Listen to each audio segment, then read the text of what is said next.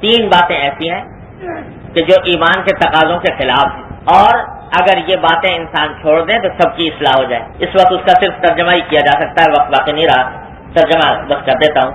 فرمایا کہ اگر تین باتیں نہ ہوں لوگوں کے اندر تو سب کی اصلاح ہو جائے۔ یہ کون کہہ رہا ہے؟ حکیم الامہ حضرت ابو الدرداء رضی اللہ تعالیٰ۔ اس لیے معمولی بات نہیں ہے کہ تین باتیں اگر لوگ چھوڑ دیں تو سب کی اصلاح ہو جائے۔ کیا؟ ایک بات شح مطاع، کہ بخل کی اطاعت، جذبہ بخل کی اطاعت چھوڑ۔ بخل سے مراد مال کی محبت، مال کی محبت وہ کہ جو انسان کو اللہ تبارک و تعالیٰ کے احکام سے دور لے جائے۔ جہاں اللہ نے خرچ کرنے کا حکم دیا وہاں خرچ نہ کرے، اور جہاں اللہ تبارک و تعالیٰ نے جس طرح حاصل کرنے کا حکم دیا ہے یا جس کام سے روکا ہے اس سے نہ رکے، تو اطاعت کرے جذبہ بخل کی اطاعت کو چھوڑ دے، حب مال کی اطاعت کو چھوڑ دے، وہو متبع۔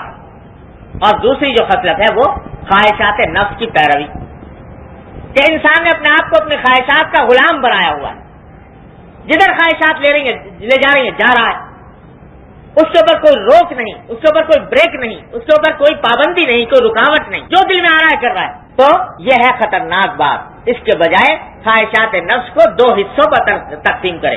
ایک خواہشات وہ ہیں جو اللہ کے حکم کے مطابق ہیں، ان کے اوپر عمل کرے، اور ایک وہ ہیں جو اللہ کے حکم کے خلاف ہیں، ان کا راستہ وہ پیدا ہی اس لیے کی جا رہے ہیں کہ ان کو کچلا جائے، ان کو توڑا جائے، ان کے خلاف عمل کیا جائے، اس کی ہر حال میں پیروی نہ کرے۔ اور تیسرا فرمایا وہ اعجاب المرء بنفسه، کہ ایک شخص کا اپنے ذات کے اوپر گھمنڈ میں مبتلا ہو کہ بس میں ہوں انا والا غیری، یا اپنی رائے پر گھمنڈ میں مبتلا ہو جانا کہ بس میں جو سوچتا ہوں وہ صحیح ہے باقی ساری دنیا غلط۔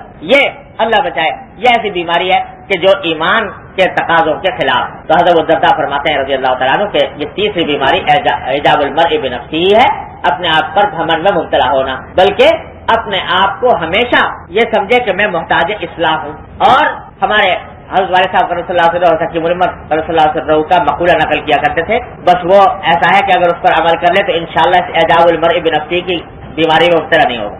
حضرت فرماتے تھے کہ جب تک اپنے ضابطے کے بڑے موجود ہوں تو بڑوں سے مشورہ کریں، اپنی رائے پر مکمل بھروسہ نہ کریں بلکہ بڑوں سے مشورہ کریں جب تک بڑے موجود ہیں۔ جب بڑے نہ رہیں، برابر کے لوگ ہوں تو برابر کے لوگوں سے مشورہ کریں، اور جب برابر کے لوگ بھی نہ رہیں تو چھوٹوں سے کریں، یعنی مشورے کو نہ چھوڑے کسی حال میں۔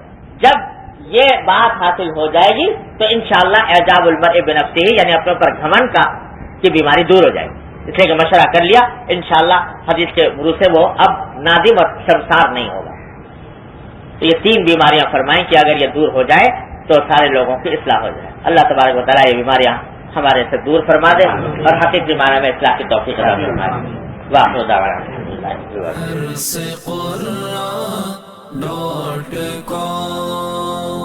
www.darsequran.com